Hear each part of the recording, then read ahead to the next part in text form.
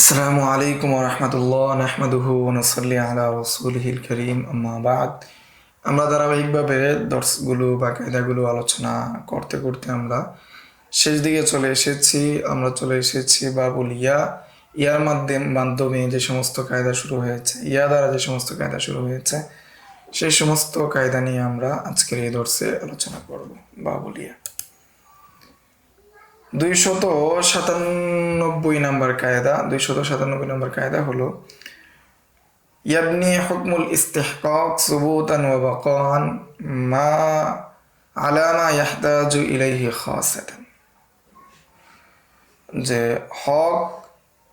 হকের হুকুম সাব্যস্ত হবে, ভিত্তি হবে, সুবুতান ওয়া বাকাআন, সেটা সাব্যস্ত হবে আলা মা ইয়াহতাজু ইলাইহি খাসাতান, যে পরিমাণ প্রয়োজন, যে পরিমাণের মোকাবেকি, সেই পরিমাণ অনুযায়ী সেটা সাব্যস্ত হবে, সেটা গণ্য হবে। সিয়ার দ্বারা উদ্দেশ্য সরজ সিয়ারুল কাবির। উদাহরণস্বরূপ বলা হয়েছে, কোনো মুসলিম যদি দারুল হারবে প্রবেশ করে অনেকগুলো ঘোড়া নিয়ে, কোনো মুসলিম দারুল হারবে প্রবেশ করলো কি অনেকগুলো ঘোড়া নিয়ে, এমত অবস্থায় সে যদি দারুল হারবে প্রবেশ করার পরে সবগুলো ঘোড়া বিক্রি করে দেয়, নিজের জন্য একটা ঘোড়া রেখে, তাহলে সে নিজের যে সাহাম রয়েছে সেই সাহামও পাবে এবং ঘোড়ার সাহামও পাবে। কেননা সে একটা ঘোড়ার মাধ্যমে তার যুদ্ধ করা সম্ভব। যেহেতু একটা ঘোড়ার মাধ্যমে যুদ্ধ করা সম্ভব, সেই হিসাবে অতিরিক্ত যে ঘোড়াগুলো রয়েছে সেগুলো বিক্রি করার মাধ্যমে তার হক বাতিল হবে না। কেননা অন্যান্য যে ঘোড়াগুলো রয়েছে সেগুলো তার থাকা না থাকা ওইটাই সমান, একটাই কে তার যথেষ্ট। এটাই 397 নম্বর কায়দার মধ্যে বলা হয়েছে, ইয়াবনি হুকমুল ইস্তিহকাক সুবুতান ওয়া বাকাআন আলা মা ইয়াহতাজু ইলাইহি খাসাতান। যে ইস্তিহকাকের হুকুম সাব্যস্ত হবে বা হক সাব্যস্ত হবে যেই পরিমাণ প্রয়োজন সেই পরিমাণের ভিত্তিতে বিশেষভাবে। আরেকটি উদাহরণ দেওয়া হয়েছে যে কাজীর ফয়সালার জন্য দুইজন সাক্ষী যদি প্রয়োজন হয়, এমত অবস্থায় যদি একাধিক সাক্ষী দেয়, এখন যদি সাক্ষীদের ফয়সালা করার সময় দুইজন সাক্ষী ব্যতীত সবাই যদি তাদের সাক্ষী থেকে রুজু করে, তাহলে কাজী দুইজন সাক্ষীর ভিত্তিতে ফয়সালা করতে পারবে। কেননা দুইয়ের অধিক যে সাক্ষী ছিল সেটা অতিরিক্ত, সেটার প্রয়োজন নাই। ফলে তাদের সাক্ষ্য কি হবে, দুইজনের সাক্ষ্যর ভিত্তিতে কাজীর ফয়সালা করার অধিকার রাখবে, কাজী বিরত থাকতে পারবে না।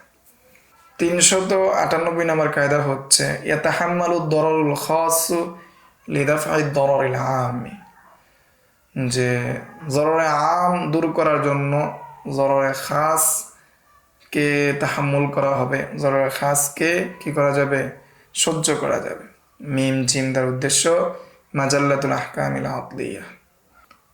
তো এটাই হলো আযরারু ইয়াযালু বিমিসলিহি, যে জরর তার অনুরূপ আরেকটি জিনিস দ্বারা কি হয়ে যায়, দূর হয়ে যায়। এর ভিত্তিতে অনেকগুলো কায়দা তৈরি হয়েছে। তোর মধ্যে এখানে একটা উদাহরণ দেওয়া হয়েছে, যদি কাফেররা মুসলিম শিশুদের দ্বারা ডাল তৈরি করে ডাল বানায়, এমত অবস্থায় মুসলমানরা যদি সেই দিকে তীর নিক্ষেপ না করে তাহলে শত্রুরা বিজয় লাভ করবে। সেই জন্য মুসলিম শিশুদেরকে এমত অবস্থায় তাদের দিকে তীর নিক্ষেপ করে কাফেরদেরকে পরাজিত করা বৈধ হবে।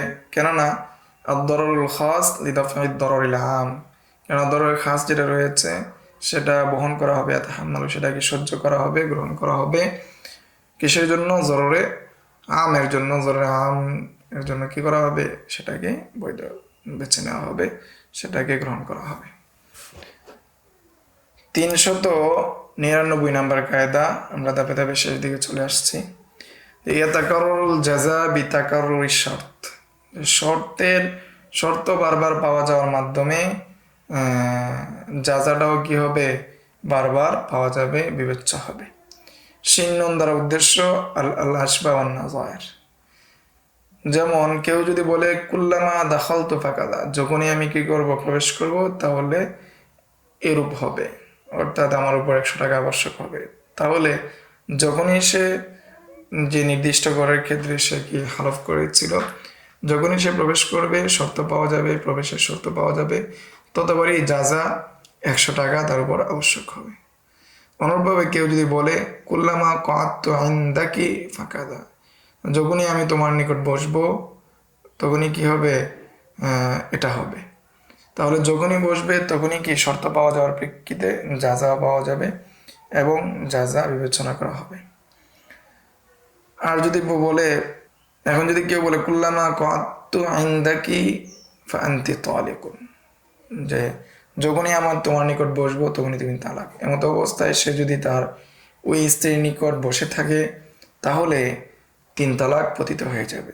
একবার বসার মাধ্যমে, একবার যদি দীর্ঘ সময় বসে, এই দীর্ঘ সময়ের মাধ্যমে 3 তালাক হয়ে যাবে। এটা আরেকটা কায়দার ভিত্তিতে আন্নাদ দাওয়াম আলাল কউদ ওয়া আলা কুল্লি আমালিন ইস্তাদামু বিমানজিলাতিল ইনশা, প্রত্যেক এমন জিনিস যেটা কি অব্যাহত থাকে সেটা ইনশার স্তরে, অর্থাৎ তার দীর্ঘ এক বৈঠক সেটা কিছুক্ষণ পরপর নতুন বৈঠক বা নতুন বসা হিসেবে গণ্য হবে এবং প্রত্যেক বৈঠকের বিবেচনায় তার তালাক বিবেচনা করা হবে। অনুরূপভাবে কেউ যদি বলে কুল্লামা দরাবতু কি, যখনই আমি তোমাকে কী করবো, প্রহার করব, এমত অবস্থায় সে যদি 2 হাতের মাধ্যমে কি করে তার স্ত্রীকে প্রহার করে তাহলে সে 2 তালাক হয়ে যাবে। আর যদি 1 হাতের মাধ্যমে বা 1 তালুর মাধ্যমে প্রহার করে তাহলে 1 তালাকই হবে। কেননা 2 হাতের মাধ্যমে যখন তাকে প্রহার করা হচ্ছে তখন দরব যেটা রয়েছে, প্রহার যেটা রয়েছে সেটা তাকরার হচ্ছে, এই তাকরারের প্রেক্ষাপটে তার তালাক সাব্যস্ত হয়ে যাবে। এর বিপরীতে কেউ যদি হাতুড়ি দ্বারা প্রহার করে তাহলে হাতুড়ির মাধ্যমে কি হয়ে যাবে, তালাক পতিত হয়ে যাবে। তাহলে আমরা 399 নম্বর কায়দায় পেয়েছি ইয়াতাকাররুল জাযা বিতাকাররুল শর্ত, শর্ত তাকরার হওয়ার মাধ্যমে জাযাও কি হয়ে যায়, তাকরার হয়ে যায়। শিন্নুন দ্বারা উদ্দেশ্য আল আসবাব ওয়ান নাযায়ের। 400 নম্বর কায়দা হচ্ছে ইয়াসবুতু তাবউ বিসুবুতিল আসলি, যে অনুগামী যেটা রয়েছে সেটা সাব্যস্ত হবে তার আসল সাব্যস্ত হওয়ার মাধ্যমে। আসল যদি সাব্যস্ত হয় তাহলে অনুগামী যেটা রয়েছে সেটাও কি হবে, সাব্যস্ত হবে। আসল যদি সাব্যস্ত না হয় তাহলে অনুগামী যেটা রয়েছে সেটাও সাব্যস্ত হবে না। সিয়ার দ্বারা উদ্দেশ্য সরুজ সিয়ারুল কাবির, সরুজ সিয়ারুল কাবির থেকে এই কায়দা বা মূলনীতি গ্রহণ করা হয়েছে। তার একটি উদাহরণ দেওয়া হচ্ছে যে মুস্তামিন অতিথি কাফের, অর্থাৎ অনুমতিপ্রাপ্ত কাফের যদি মুসলমান দেশে খেরাজি জমিন কিনে অথবা শ্রী জমিন কিনে তাহলে তার উপর খেরাজ আবশ্যক হবে। এমন অবস্থায় তার কাছ থেকে যদি খেরাজ গ্রহণ করা হয় তাহলে সে জিম্মি হিসাবে গণ্য হবে। কেননা যখন সে খেরাজ দিচ্ছে তখন এই খেরাজ মূলত গ্রহণ করা হয় জিম্মি থেকে, সেই হিসাবে তার আসলে কি হয়ে যাবে, সাব্যস্ত হয়ে যাবে। আসল সাব্যস্ত হওয়ার মাধ্যমেই তাবে যেটা রয়েছে তাবেটা সাব্যস্ত হয়েছে। এটাই 400 নম্বর কায়দা ইয়াসবুতু তাবউ বিসুবুতিল আসলি, যে তাবে সাব্যস্ত হয়, প্রমাণ হয় সেটা আসল সাব্যস্ত হওয়ার মাধ্যমেই। এখানে আরেকটি উদাহরণ দেওয়া হচ্ছে, যদি কোনো হারবি তার স্ত্রী সহ আমাদের দেশে নিরাপত্তা নিয়ে প্রবেশ করে, এমত অবস্থায় তার সাথে যদি ছোট বড় সন্তান থাকে, তাদের কোনো একজন যদি ইসলাম ধর্ম গ্রহণ করে ফেলে, স্বামী স্ত্রী কোনো একজন, তাহলে ছোট যারা রয়েছে, সন্তান যারা রয়েছে, সেও মা অথবা বাবা যে ইসলাম ধর্ম গ্রহণ করেছে তার অনুগামী হিসাবে সেই সমস্ত সন্তানরা মুসলমান হিসাবে গণ্য হবে। 401 নম্বর কায়দা হচ্ছে ইয়াজিবুল আখযু বিল ইখতিয়ার ইনদা তাহাক্কুকিল মুআরাজাতি ওয়া ইনআদামিত তারজিহ। সিয়ার দ্বারা উদ্দেশ্য সরুজ সিয়ারুল কাবির। যখন মুআরাজা পরিপূর্ণ চলে আসবে, পরস্পর বিরোধ সাব্যস্ত হয়ে যাবে, পরস্পর বিরোধিতা প্রমাণ হয়ে যাবে এবং কোনো একটিকে তারজিহ না দেওয়া যাবে, তখন ইহতিয়াত আবশ্যক করা, সতর্কতা গ্রহণ করা ওয়াজিব। উদাহরণ হিসেবে বলা হচ্ছে যে কোনো বন্দী যদি এমন হয় যে ভালোভাবে জানা যাচ্ছে না সে কি মুস্তামিন নাকি সে গায়রে মুস্তামিন, এই বিষয়ে যদি পরিপূর্ণ ধারণা না জানা যায়, পরিপূর্ণভাবে না বোঝা যায়, তাহলে তাকে হত্যাও করা হবে না এবং দারুল হরবেও ছেড়ে দেওয়া হবে না, বরং তাকে কি জিম্মি হিসাবে রেখে দেওয়া হবে মালে গনিমত হিসেবে রেখে দেওয়া হবে, হত্যা করা হবে না। অর্থাৎ সতর্কতা অবলম্বন করা হিসেবে তাকে হত্যা করা হবে না। এটাই বলা হচ্ছে 401 নম্বর কায়দায় ইয়াজিবুল আখযু বিল ইহতিয়াত ইনদা তাহাক্কুকিল মুআরাযাতি ওয়া ইনইদামিত তারজিহ। যখন তারজি না পাওয়া যাবে এবং তাআরুজ কি বাস্তব হয়ে যাবে, তাআরুজ কি হয়ে যাবে, তখন অবশ্যই ইহতিয়াত গ্রহণ করা আবশ্যক। 402 নম্বর কায়দা হচ্ছে ইয়াজিবু জিমান আনদাল ইস্তিহলাক বাদাল কবজ। যে জামান আবশ্যক হবে হালাকের ক্ষেত্রে, যেমন আবশ্যক হবে কবজের পরে, কবজের আগে যেমন আবশ্যক হবে না। সিয়ার দ্বারা উদ্দেশ্য শরৎ সিয়ারুল কাবির। উদাহরণ হিসেবে বলা হচ্ছে কেউ যদি কারো মাল গসব করে, যেটা মাকির অথবা মাউজুন, পাত্র দ্বারা পরিমাপ করা হয় অথবা বাটখারা দ্বারা, এমত অবস্থায় সেটা যদি তার হাতে থাকে তাহলে তার অনুরূপটা দিতে হবে। যদি অনুরূপটা সে না দিতে পারে তাহলে তার মিছিল দিতে হবে বা তার কিমত দিতে হবে। আরেকটি উদাহরণ দেওয়া হচ্ছে কেউ যদি খেয়ারের শর্তে বিক্রি করে, ইনবা বিশর্তিল খেয়ার। আচ্ছা, এমত অবস্থায় মাবি যদি মুশতারির কোনো কাজের মাধ্যমে এটা হালাক হয়ে যায়, তাহলে এটা এই বাই আর কি হবে না, ফসক হবে না, বরং মুশতারির জন্য, ক্রেতার জন্য এর মূল্য দিতে হবে। কেননা সে যখন কবজ করে ফেলেছে তাহলে মুবিটা তার হয়ে যাবে। যেহেতু কবজের পরে ধ্বংস হয়েছে, তার জন্য সাব্যস্ত হয়ে গিয়েছে, মূল্য তাকে ফিরিয়ে দিতে হবে, মূল্য দিতে হবে। এটাই 402 নম্বর কায়দায় বলা হয়েছে ইয়াজিবু জিমান আনদাল ইস্তিহলাক বাদাল কবজ। যে যেমন আবশ্যক হয় হালাকের ক্ষেত্রে কবজের পরে, কবজের আগে কি হয় না, আবশ্যক হয় না। 403 নম্বর কায়দা হচ্ছে ইয়াজিবুল আমালু বিল মাজাজ ইযা তাআযযারা আল আমালু আলাল হাকীকা। মাজাজের উপর আমল করা আবশ্যক যখন হাকিকতের উপর আমল করা অসম্ভব হয়ে যায়। হাকিকতের উপর আমল করা অসম্ভব হয়ে গেলে মাজাজের উপর আমল করা আবশ্যক। সিয়ার দ্বারা উদ্দেশ্য শরৎ সিয়ারুল কাবির। যেমন সন্তান, আওলাদ দ্বারা সন্তান বোঝানো, এটা হইল হাকিকত। এখন যদি সন্তান না থাকে তখন আউলাদুল আউলাদ অর্থাৎ আউলাদুস সলব অর্থাৎ নাতিকে বোঝানো যায়, মাজাজটাকে গ্রহণ করা যায়। আচ্ছা, কেন এটা হলো ইমাম আবু হানিফার কৌল। ফলে এখানে হাকিকত হলো আউলাদ, নিজের সন্তান হলো হাকিকত, আর আউলাদুস সলব যারা রয়েছে অর্থাৎ সন্তানের সন্তান নাতি, তারা হলো মাজাজ। তো এটাই হলো 403 নম্বর কায়দা ইয়াজিবুল আমালু বিল মাজাজ ইযা তাআযযারা আল আমালু আলাল হাকীকা। যখন হাকিকতের উপর আমল করা যাবে না, অর্থাৎ মৃত ব্যক্তির কি থাকবে না, সন্তান থাকবে না, তখন সন্তান দ্বারা মাজাজ অর্থাৎ আউলাদুল আউলাদ তাদেরকে গণ্য করা হবে, আউলাদুস সলবকে গণ্য করা হবে। 404 নম্বর কায়দা ইয়াজুজুল হুকমু বিল ইসমাতি বাইনাল মুসলিমিনা ইযা কানা আহাদুহুমা ফি দারিল হারবি। ইসমত বৈধ দুইজন মুসলমানের মধ্যে, বাইনাল মুসলিমাইনে দুইজন মুসলিমের মধ্যে যদি একজন কি থাকে, দারুল হরবে থাকে। উদাহরণ হিসেবে বলা হচ্ছে যে স্বামী যদি স্ত্রীকে তালাক দেয়, এমন অবস্থায় স্ত্রী যদি দারুল ইসলামে থাকে তাহলেও কি হবে, তালাক পতিত হবে।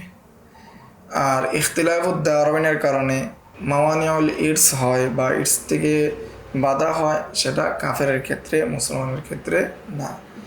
এখন যদি বাবা কাফের রাষ্ট্রে থাকে, ছেলে যদি মুসলিম রাষ্ট্রে থাকে, তাহলে ছেলেরা বাবার সম্পত্তির মালিক হবে। এটাই 404 নম্বর কায়দা ইয়াজুজুল আকদু বিল ইসমাতি বাইনাল মুসলিমাইনে ইন কানা আহাদুহুমা ফি দারিল হারব। যে মুসলমানদের মধ্যে সম্পর্কের হুকুম কি হবে, হুকুম জায়েজ হবে যদি কোনো একজন কি থাকে, দারুল হরবেও থাকে। 405 নম্বর কায়দা ইখতারু আহওয়ানুশ শাররাইন মিন জিম দ্বারা উদ্দেশ্য মাজাল্লাতুল আহকামিল আদলিয়া। যখন দুইটা সার আসে, দুইটা ক্ষতি আসে, তখন তন্মধ্যে যেটা সহজ, যেটা কম, সেটাকে বিবেচনা করা হবে, কমটাকে গ্রহণ করা হবে। এখন যদি কারো জখম হয়, এমত অবস্থায় সে যদি সেজদা করতে চায় তাহলে যখন থেকে রক্ত প্রবাহিত হয় এমত অবস্থায় সে সেজদা ছেড়ে দিয়ে ইঙ্গিতের মাধ্যমে কি করবে, সে নামাজ আদায় করবে। কেননা সে যদি সেজদা করতে যায় তাহলে রক্ত বের হবে না, উজু ভেঙে যাবে, নামাজও ভেঙে যাবে। অপরদিকে ইশারা করে রুকু সেজদা করলে তার রক্ত বের হবে না, নামাজ আদায় হয়ে যাবে। এই জন্য ইশারা করার যেটা রয়েছে সেটাকে সে গ্রহণ করবে। আরেকটি এখানে সুন্দর উদাহরণ দেওয়া হয়েছে, সেটা হলো কেউ যদি কাউকে বলে যে তুমি কি করো, আগুনে ঝাঁপ দাও অথবা পাহাড় থেকে লাফ দাও, অন্যথায় তোমাকে আমি কি করব, প্রহার করব। এমত অবস্থায় সে জানে যে আগুনে ঝাঁপ দিলেও মৃত্যুবরণ করবে, পাহাড় থেকে পড়লেও মৃত্যুবরণ করবে, অথবা সে যদি নাও লাভ দেয় তারপরে সে কি করবে, মৃত্যুবরণ করবে। এমত অবস্থায় সে যদি মনে করে যে আগুনে ঝাঁপ দিলে কিছুটা বাঁচার সম্ভাবনা রয়েছে অথবা পাহাড় থেকে ঝাঁপ দিলে কিছুটা বাঁচার সম্ভাবনা রয়েছে, তাহলে সে যেটা মধ্যে সম্ভাবনা রয়েছে বাঁচার সেটা কি গ্রহণ করবে। আর যদি সে গ্রহণ না করে ধৈর্য ধারণ করে এবং তাকে হত্যা করা হয় তাহলেও কি সুযোগ রয়েছে। আর সাহাবাইনের মতে অর্থাৎ ইমাম আবু ইউসুফ এবং মুহাম্মদের মতে সে কি করবে না, লাভ দিবে না, বরং সে কি করবে, ধৈর্য ধারণ করবে। কেননা সে যদি নিজে নিজে কি হয়, লাভ দিয়ে মারা যায়, আগুনে পড়ে মারা যায়, সেটার কর্মটা তার দিকে ফিরবে। অন্যদিকে যে মারবে সে যদি মারে, সেই কর্ম তার দিকে ফিরবে। এরপর কায়দা হচ্ছে 406 নম্বর কায়দা, ইউখাসসুল কিয়াস ওয়াল আসরু বিল উরফিল আম্মি দুনাল খাসি। উরফে আমের মাধ্যমে কিয়াস এবং আসারকে কি করা যাবে, খাস করা যাবে, কিন্তু উরফে খাসের মাধ্যমে কিয়াস এবং আসারকে খাস করা যাবে না। রদালদার উদ্দেশ্য রদ্দুল মুহতার, আল্লামা শামির কিতাব রদ্দুল মুহতার হাশিয়াত ইবনে আবিদিন, এটা থেকে এই কায়দা গ্রহণ করা হয়েছে। তো উরফে আম উরফে খাস দুই প্রকার। তো উরফে আম বলা হয় যেটা ব্যাপকভাবে সব দেশে প্রসিদ্ধ, সব দেশে প্রচলিত, সেটা বলা হয় উরফে আম। যেমন ইস্তিসনা যেটা রয়েছে, যে অর্ডার দিয়ে জুতা বানানো, তো অর্ডার দিয়ে জুতা বানানো এটা সারা বিশ্বেই কি প্রসিদ্ধ, সারা বিশ্বেই চলে। সেই হিসাবে এটার মাধ্যমে যে মাবিকি মাচুল, তারপরেও কি সেটার মাধ্যমে আসার যেটা অফিজাত হান যে আসার এসেছে, সে আসারের মাধ্যমে কি করা যাবে, সে আসারের মধ্যে তাখসিস করা যাবে। আর উরফে খাস যদি নির্দিষ্ট এলাকার মধ্যে হয় তাহলে সেটার মাধ্যমে আসারকে খাস করা যাবে না। এটি 406 নম্বর কায়দা, ইউখাসসুল কিয়াস ওয়াল আসরু বিল উরফিল আম্মি দুনাল খাসি, যে কিয়াস এবং আসারকে তাখসিস করা যাবে উরফে আমের মাধ্যমে, কিন্তু খাসের মাধ্যমে কি করা যাবে না, তাখসিস করা যাবে না। আচ্ছা, এই বিষয়ে বিস্তারিত উদাহরণ আছে, আপনারা দেখে নিন। 407 নম্বর কায়দা হচ্ছে ইয়াদাল মুদাই কায়াদিল মুদিআই, যে আমানত যে রেখেছে, আমানতকারী যে আমানত যে রেখেছে, আর যার কাছে আমানত রাখা হয়েছে, যার কাছে আমানত রাখা হয়েছে সে হলো মুদা, যে আমানত রেখেছে সে হলো মুদে। তাহলে আমানতকারীর আমানত যার কাছে রাখা হয়েছে তার হাত কেমন যেন যে আমানত রেখেছে তার হাতের মতোই। এখন যদি যার কাছে আমানত রাখা হয়েছে তার হাতে যদি তার কোনো তাসারুফ ছাড়া, তার কোনো তাআদ্দি ছাড়া ধ্বংস হয়ে যায়, তাহলে জামান আসবে না। কেন জামান আসবে না? কেননা কেমন যেন এটা আমানত যে রেখেছে তার হাতেই ধ্বংস হয়েছে, সেটা হিসাবেই কি করা হবে, বিবেচনা করা হবে। এটাই 407 নম্বর কায়দায় বলা হয়েছে ইয়াদাল মুদাই কায়াদিল মুদিআই, মুদার হাত মুদির হাতের মতো। 408 নম্বর কায়দা ইয়াসকুতু ইআতিবারু দালালাতিল হাল ইযা জাআ আত-তাসরিহ বিখিলাফি, যেটা অবস্থা বিবেচনা করে অবস্থা বোঝায়, অবস্থার কারণে যে জিনিসটা বোঝায় সেটা বাতিল হয়ে যাবে যদি এর বিপরীতে কি আসে, তাসরিহ আসে। এর বিপরীতে প্রমাণ আসে।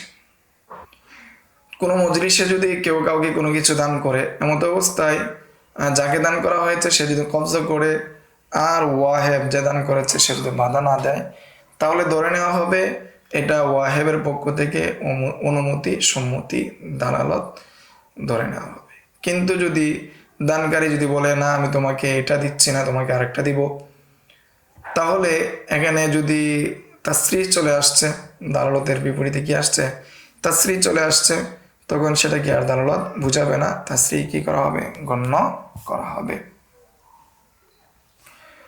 এটি হলো 408 নম্বর কায়দা, ইয়াসকুতু ইআতিবারু দালালাতিল হাল ইযা জাআ আত-তাসরিহ বিখিলাফিহি। 409 নম্বর কায়দা হচ্ছে ইয়াসকুতু ইআতিবারু নিসবাতি ইনদা তারিফ বিল ইশারা, যে নিসবতের ইআতিবার সাকিত হয়ে যাবে যখন ইশারার মাধ্যমে কি করা হয়? তারিফ করা হয়, নির্দিষ্ট করা হয়।